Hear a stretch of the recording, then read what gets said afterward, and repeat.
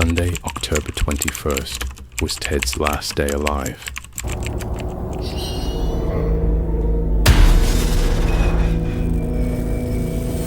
Ted Ammon was found bludgeoned to death in his East Hampton mansion in October 2. At first, police found no signs of forced entry, no robbery, nothing that screamed a break-in.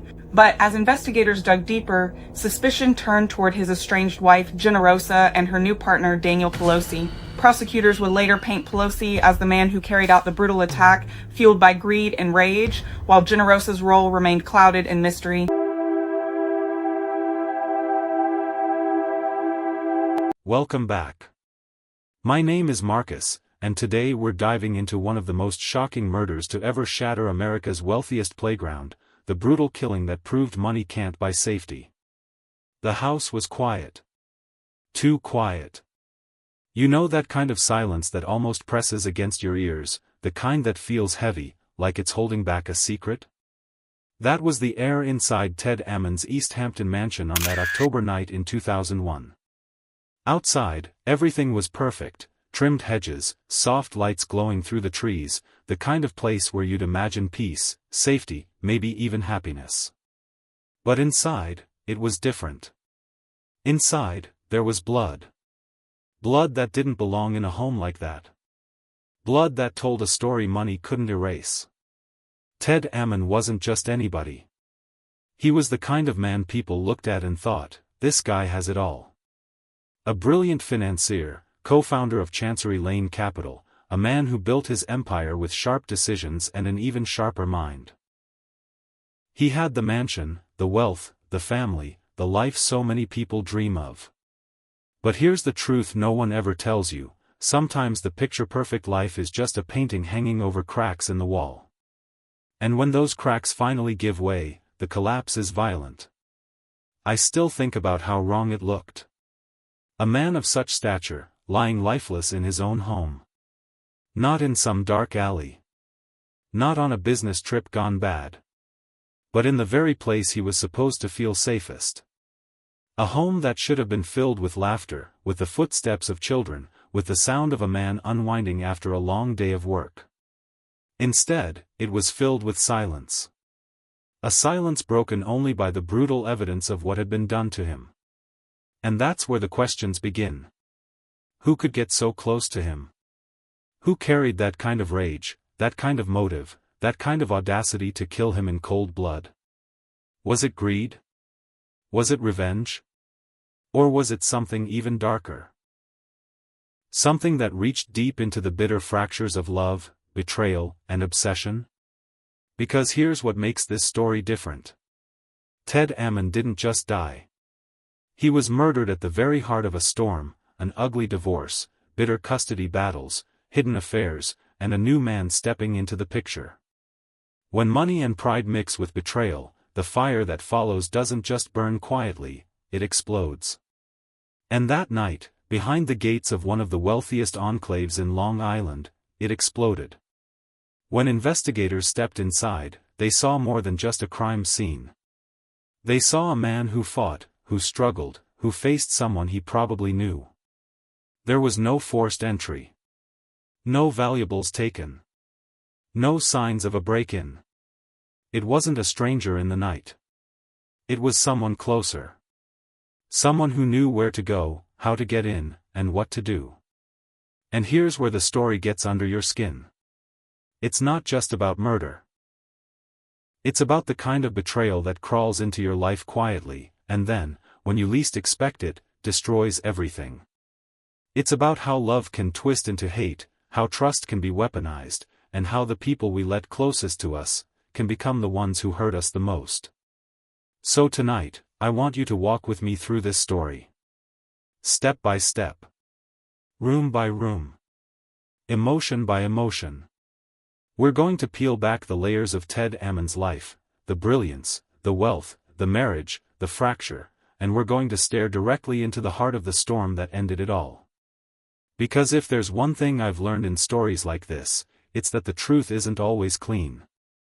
It's messy. It's painful. And sometimes, even when the case is closed, the questions never really stop haunting you. This is not just the story of a murder. It's the story of betrayal, of greed, of rage, and of love gone wrong. And by the time we're done, I promise you, you'll be asking yourself the same thing I did. Was Ted Ammon killed by chance, or was this fate written by the very people he trusted most? And if stories like this keep you up at night the way they keep me up, make sure you subscribe to Criminal Chronicles right now, because the secrets I'm about to uncover, you won't want to miss.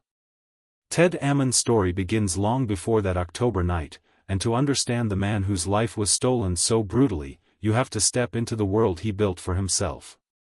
Ted wasn't born into wealth. He made it. He worked his way up in the world of finance, where sharp instincts and relentless ambition separate the winners from the forgotten. As co-founder of Chancery Lane Capital, Ted carved out a reputation for being brilliant, focused, and willing to take the risks others avoided. He became one of those people you'd read about in glossy magazines, a man who had the money, the lifestyle, and the kind of name that opened doors everywhere he went. By the early 2000s, Ted was living in East Hampton, a place many consider paradise for the wealthy. Picture it, sprawling estates hidden behind tall hedges, quiet beaches where the Atlantic meets manicured sand, and a sense of safety that comes from being surrounded by privilege. East Hampton wasn't just a town, it was a statement. It said, "I've arrived." But here's the catch with places like that. The higher the hedges, the more secrets you can hide behind them. And in Ted's case, those secrets were growing darker by the day. Ted shared his world with Generosa, his wife. Generosa Ammon was no quiet socialite. She was fiery, outspoken, and often described as volatile. She had her own talents as an artist, but what people noticed most was her presence. You couldn't ignore her. Friends described her as magnetic, sometimes in ways that drew you in, and sometimes in ways that made you want to keep your distance. She and Ted had 2 children together, twins who were the center of his world. On the surface, they looked like a power couple: wealth, children, an estate in East Hampton, and all the trappings of success. But behind closed doors, cracks were forming. Their marriage was unraveling, slowly at first, then all at once. Fights that once simmered began boiling over. Generosa accused Ted of betrayal, and Ted accused Generosa of making life unbearable. Divorce papers followed, along with bitter custody battles. The estate, the fortune, the children, everything was up for grabs.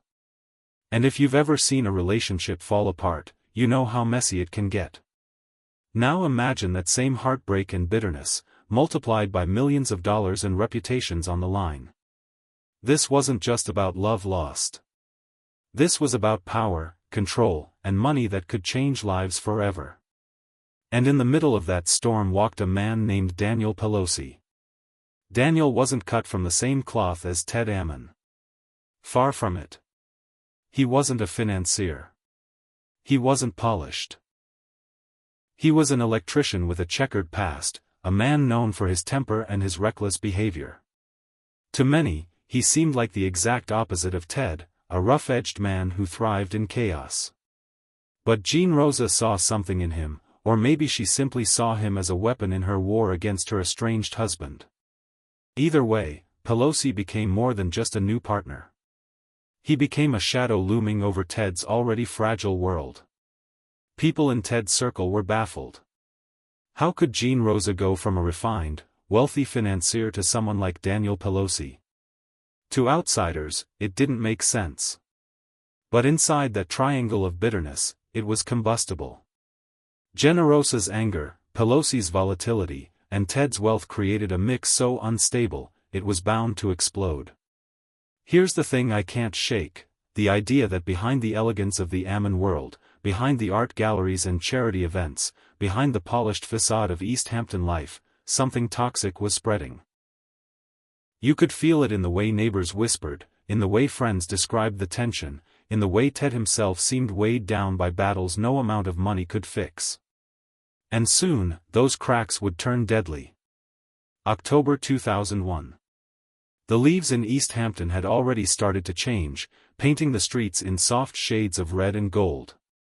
The air was crisp, the kind of autumn chill that makes you want to stay indoors, curled up in warmth. But inside Ted Ammon's grand estate, the atmosphere was far from peaceful.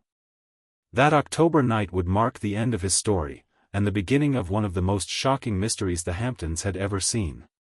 It started when friends grew concerned. Ted had always been a busy man, yes, but reliable. He kept his commitments, he showed up when he was expected, and silence was not his style. When he didn't return calls, when he failed to appear where he should have been, questions started to grow. At first, it was worry, mild, cautious. But that worry turned quickly into dread. A friend came by the estate to check on him. Picture it, the sprawling mansion standing there, quiet against the backdrop of the changing season. The windows dark, no sound from within. That's when the uneasy feeling hit, something wasn't right. As they stepped inside, the silence was crushing, heavier with each footstep across the polished floors. And then, in the master bedroom, the unthinkable was found. Ted Ammon, the man of wealth, influence, and reputation, was lying there lifeless. His body told a story no one wanted to believe. There were clear signs of a violent struggle. He hadn't just slipped away in his sleep, not at all. He had been beaten, bludgeoned, attacked with a kind of rage that went far beyond intent to kill. This wasn't a quick end. It was personal, brutal, filled with fury. The scene sent shockwaves through everyone who saw it. Police were called, and even hardened investigators felt a chill as they walked into that room. Imagine it, an estate so immaculate, so carefully maintained, hiding the savage evidence of a murder. The contrast was haunting, wealth and elegance clashing with blood and violence. But here's where things get strange. When detectives combed the house, they found no signs of forced entry. No broken locks, no shattered windows. The doors were intact. And when they checked Ted's possessions, they realized nothing had been stolen. The jewelry, the artwork, the valuables, everything was untouched. This wasn't about money, at least not in the obvious sense. Whoever came into that house wasn't there to rob him. They were there for Ted, and Ted alone. That detail chilled investigators more than anything else. Because it meant something terrifying. The killer was someone Ted knew, someone he trusted enough to let inside, or someone close enough to move through his world without hesitation. This wasn't a random act of violence. This was intimate. Word spread quickly through East Hampton, and shock turned into whispers. Friends and neighbors couldn't reconcile the image of Ted, the successful financier, the father of two, lying murdered in his home. The questions grew louder. Who hated him enough to do this? Who could carry that kind of anger? And most haunting of all, why did it happen here, in the sanctuary of his own bedroom? As the night bled into morning, the investigation began, and with it came the first cracks in the perfect picture of Ted Ammon's life. Because once the police started asking questions, what lay beneath the surface, his bitter divorce, his estranged wife's anger, and the new man in her life, suddenly became impossible to ignore. But standing there in that room, with Ted's body lifeless and the walls echoing with silence, the only truth anyone knew for certain was this: someone close to him had crossed a line that could never be undone. And that knowledge set the stage for a case filled with betrayal, secrets, and revelations no one in East Hampton was prepared to face. The news of Ted Ammon's murder spread through East Hampton like a storm cloud. People who lived in those sprawling estates, tucked behind tall gates and pristine hedges, were used to reading about scandals in the society pages, divorces, affairs, financial drama. But murder? And not just any murder, a brutal, up-close, rage-filled killing in one of the safest, most exclusive corners of Long Island? That was unthinkable. The disbelief hung in the air like fog. Neighbors who had waved politely to Ted on morning walks were suddenly replaying every little interaction, wondering if they had missed something. Parents at school pickup whispered about the murder, their eyes darting to see who might be listening.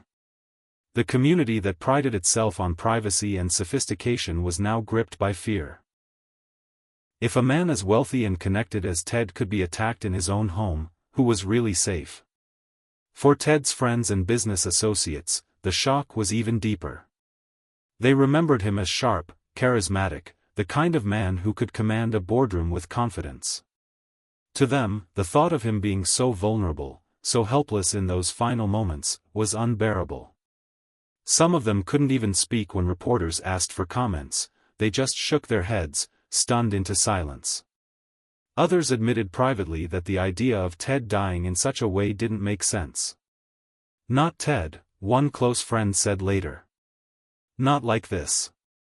And then there was Generosa, Ted's estranged wife. When investigators and friends looked to her for grief, for the tears of a widow, they were met with something entirely different. She was cold. Detached.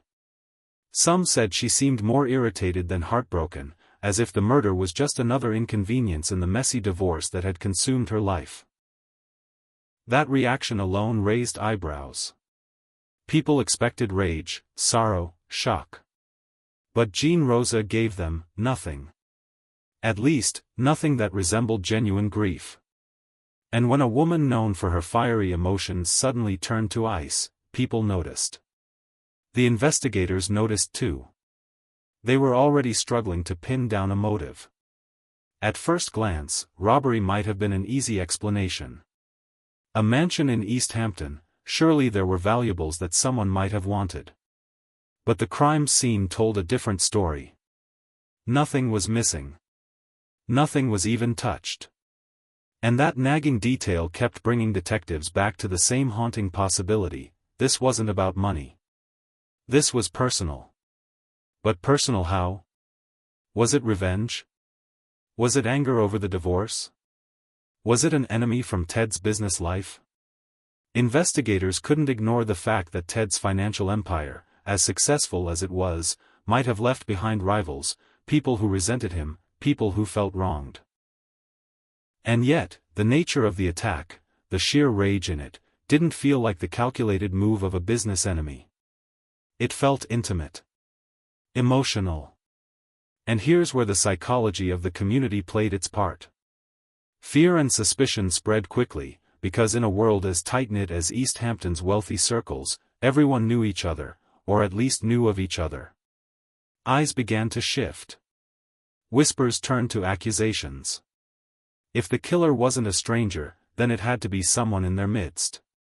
Someone who attended the same charity galas, who walked the same beaches, who sat at the same dinner tables. That thought was more terrifying than any burglar or random intruder could ever be. Even friends of Ted and Generosa found themselves wondering, could she have been involved? Could the fiery artist, the woman scorned by her husband's alleged betrayals, have reached a breaking point? Or maybe it was the man she had let into her life, Daniel Pelosi, a man so different from Ted that his presence alone had already unsettled people. The rumors swirled, and with each passing day, suspicion didn't fade, it grew stronger, heavier, and more poisonous. What haunted the community most was the idea that this crime wasn't some random tragedy. It was deliberate.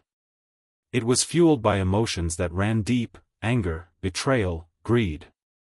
And when you live in a world where everyone is watching, but no one is really talking, those emotions become more dangerous than anyone wants to admit. The people of East Hampton were left with a chilling truth: they didn't just lose one of their own. They were forced to face the unsettling possibility that the monster who had committed this crime wasn't an outsider at all. He, or she, was already among them.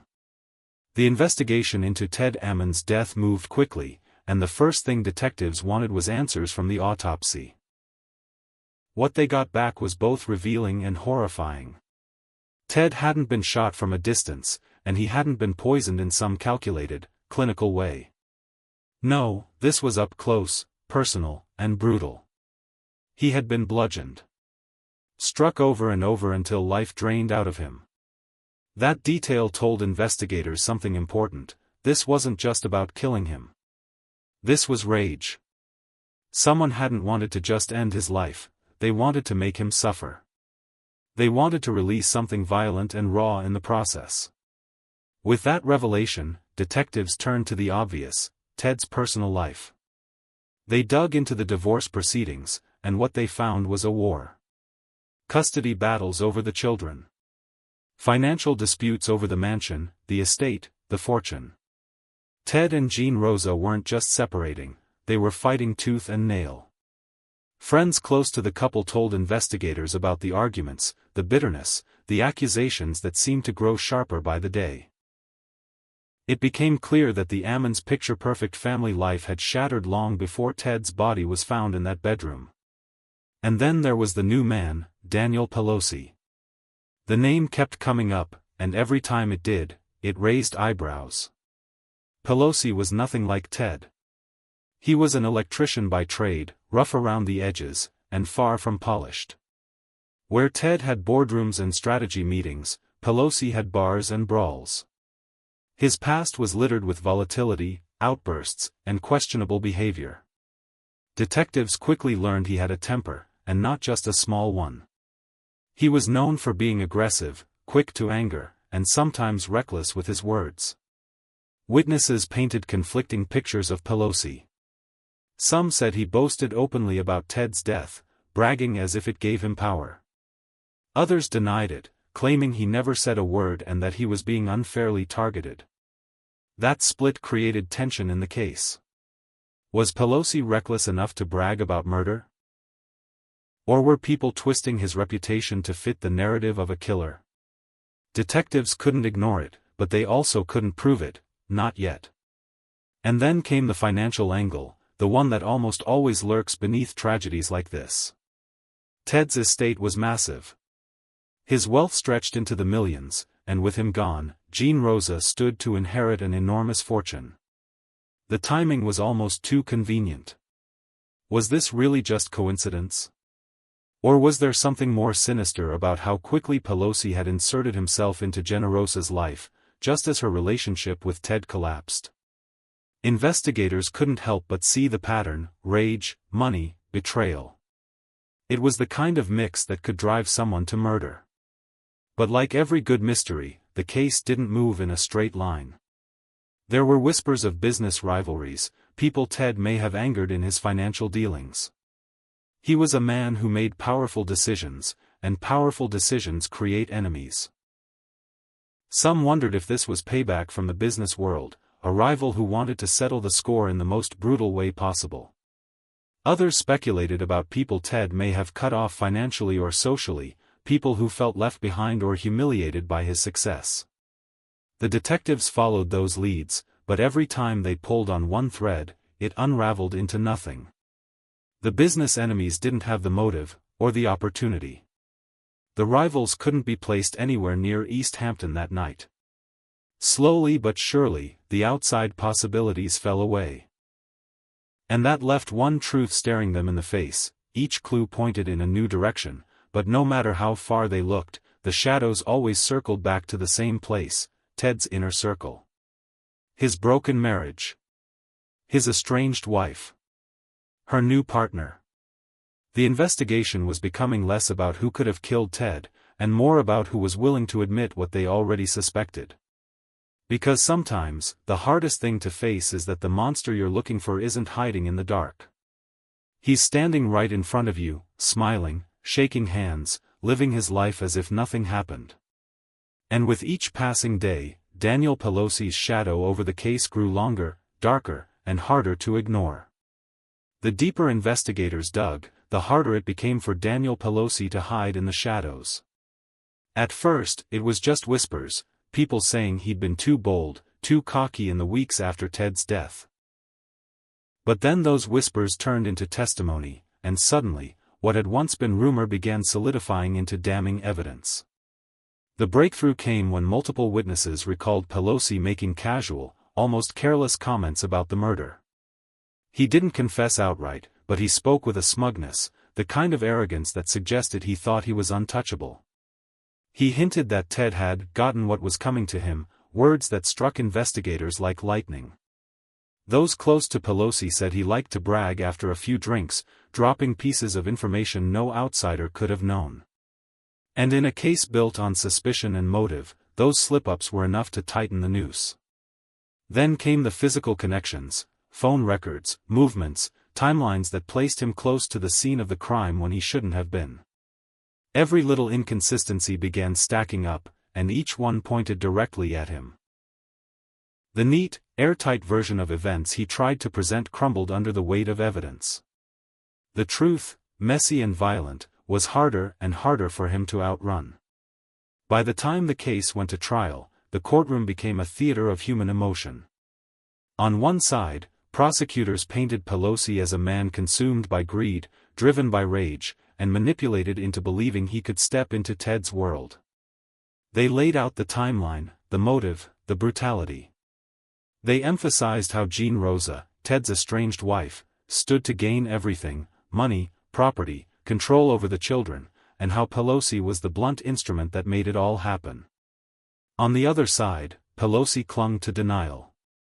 He shook his head, he rejected every accusation, he painted himself as the scapegoat of a broken marriage and a bitter divorce. His lawyers argued he had no reason to kill Ted, no real benefit, and that the case was circumstantial. But with each witness who stepped up, with each inconsistency exposed, that defense looked thinner and thinner. And then there was Generosa. Her role in the whole saga lingered like a storm cloud no one could fully explain. Was she simply a grieving widow, cold and detached because she had long since stopped loving Ted? Or was she the silent architect of it all, the one who whispered in Pelosi's ear, fanning the flames of his anger until violence felt inevitable? Generosa never faced trial for the murder.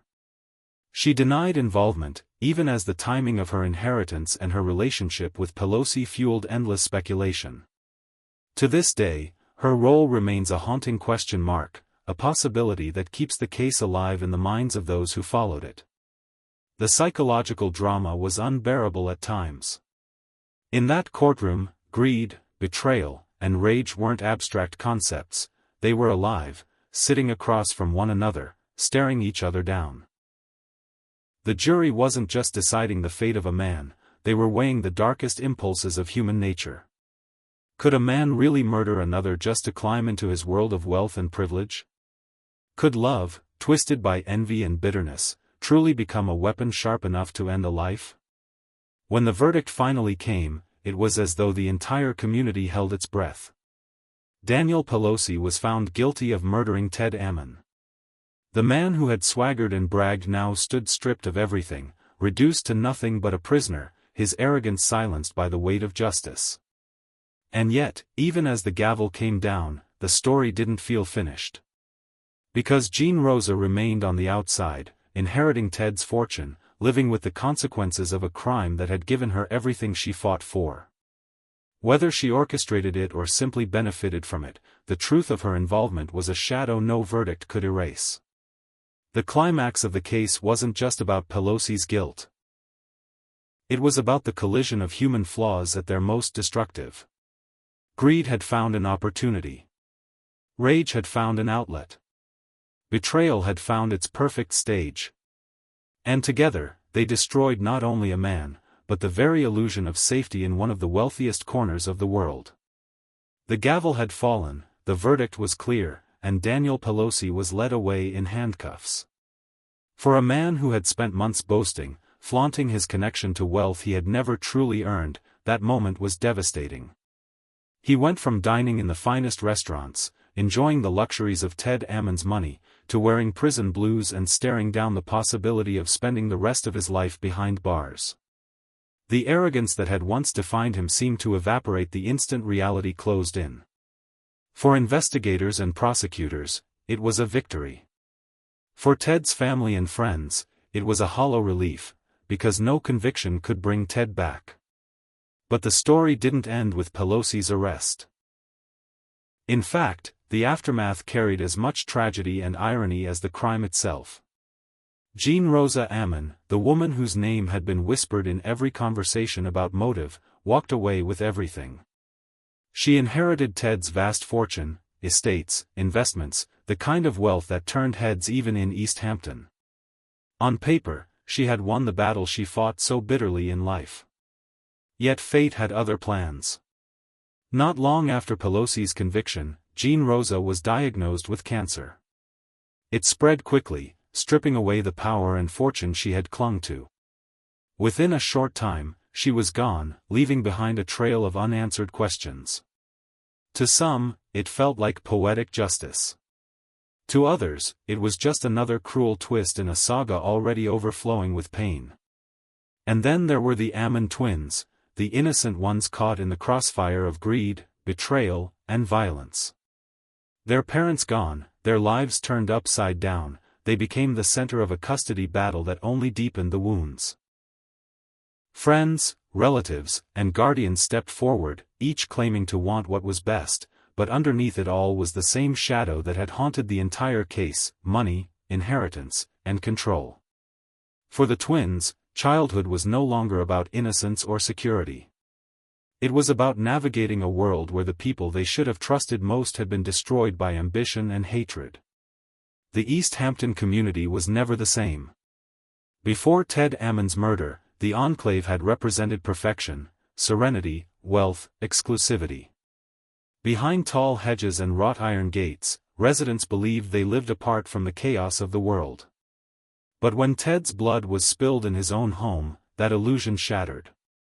Fear crept into the manicured streets, whispers echoed in country clubs, and the neighbors who had once boasted of security now looked over their shoulders at night. It was proof that no amount of money, no gated entrance, no polished address could keep out the darkness of human betrayal. For those who had known Ted personally, the fallout was even more devastating. Friends spoke of his generosity, his sharp mind, his charm, and the devastating loneliness that seemed to follow him even in rooms filled with people. Associates who had admired his brilliance in finance were stunned that a man so powerful in his career could be so vulnerable in his personal life. His murder became more than a crime story, it was a cautionary tale about how quickly power and privilege could unravel when love, anger, and greed collided. And in the end, what was left was a family broken, a community shaken, and a legacy forever scarred. The Ammon mansion, once a symbol of success, became a reminder of loss. The name Ted Ammon no longer conjured images of Wall Street brilliance or Hampton luxury. It carried the weight of tragedy, betrayal, and the haunting sense that no matter how much you build, it can all be destroyed in one violent night. Even with Pelosi behind bars and Generosa buried, the case of Ted Ammon's murder still doesn't feel fully resolved. The truth is, for every answer the courtroom gave, it left behind two more questions.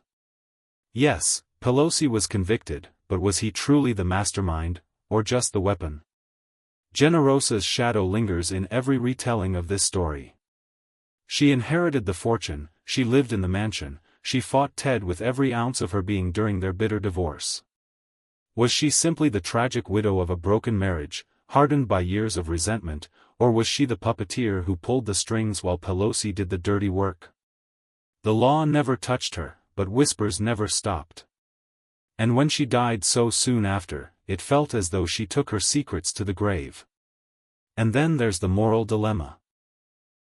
Justice was served in the eyes of the court, but was the truth ever fully uncovered? If Generosa did play a role, then Ted's murder was never just the work of one man consumed by greed.